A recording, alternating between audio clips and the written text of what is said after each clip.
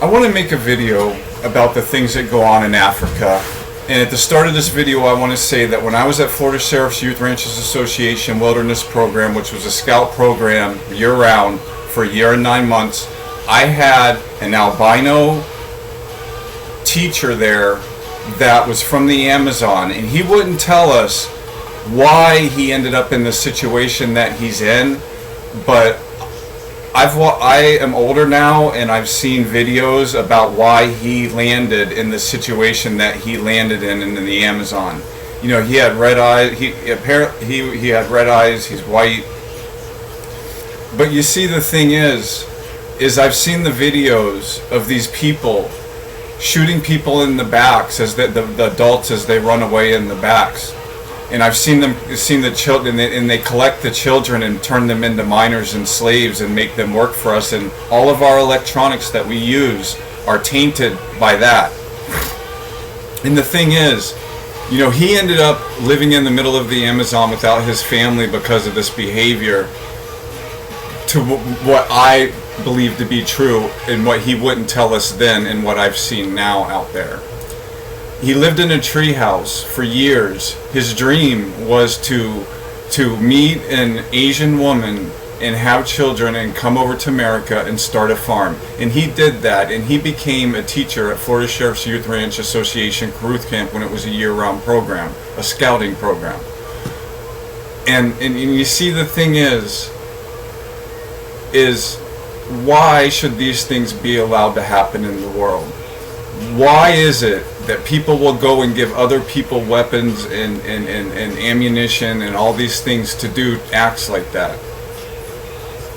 You know, I see a lot of videos on Twitter or comments on Twitter about shit going on in Africa, and it's just like, you know, I knew someone who lived in a treehouse because that's the safest way to live in the Amazon. You know, while he was in that position, because of the people that put him in that position, which he wouldn't tell us, he said maybe we would figure it out later in life.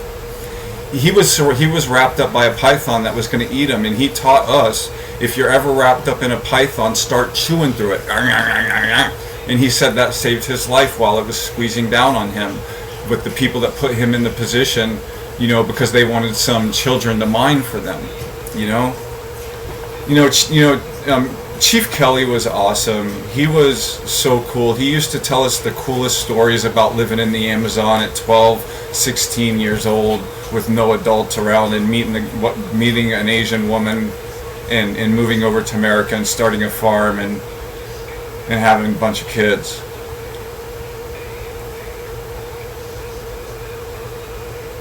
You know, I'll go ahead and say another story while I'm at it about the U.S. government and its military and how they torture their own people. Chief Bill, he was a chief in the Pioneers. He used to be in the Trailblazers. I was in the Trailblazer group for a little while, and they transferred us. They don't normally do that, but I got transferred 3 times while I was at the Florida Sheriff's Youth Ranchers Association. But anyways, I ended up in the youngest group again after the fucking Boys Ranch thing. And, no, they thought that I would be more beneficial to everybody who was, every camper there, if who I was in that group. So they transferred me from the older group to the younger group. But he, you know, before he had to leave camp, and I understand why, and I'm about to explain that. He was in Desert Storm or whatever that thing that George W. Bush started. And he was over there blowing up oil rigs, and he said when he was telling us what he was telling us before he never showed up at camp again, he said I didn't understand being elite Navy SEAL group and me being the leader of that group and them telling me to detonate while my team was still setting charges on an oil rig, an inanimate object that pumps oil, that brings oil out of the ground to be sold.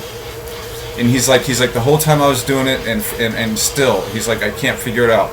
But he says that I got the radio while my team was still setting charges to detonate. And he's like, I didn't do it. And he's like, a conversation started, and as that conversation went on, I realized that, yeah, I didn't have a choice. And he didn't have a choice, and he blew up his own SEAL team. And you know, the chiefs all got together behind the camp's back and said that. and said, because of what happened to Chief Steve, we believe that you all should know you are the future. You children are the future of this world. It's all you children in the world that are going to change the world and make it what it's going to be. And we think you need to know that the American government tortured one of their own members because they didn't murder their own team while they were doing something silly like setting charges on an inanimate object that just produces money. And we saw him a few more times, and he never came back to camp.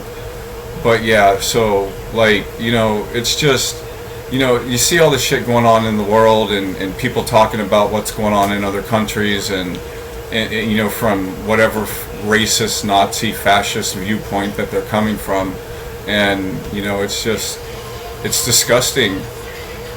It's like the Dutch being trapped in Africa, white people who can't get out because of how black people get jobs first before them, and they can't get a job, and Americans are over here, and those are the perpetrators that committed the crimes to bring all the slaves over to America. And people over here are saying, if you don't like where you like it here, go back where you came from in any stance. And there's the slave perpetrators, the capturers, trapped in Africa, who are pissed, upset, because they're descendants of their ancestors. And y'all are saying, go back where you came from. It's a bunch of bullshit. You all are just ridiculous. And it's almost laughable, like how stupid all of you look, I mean, really, what the fuck?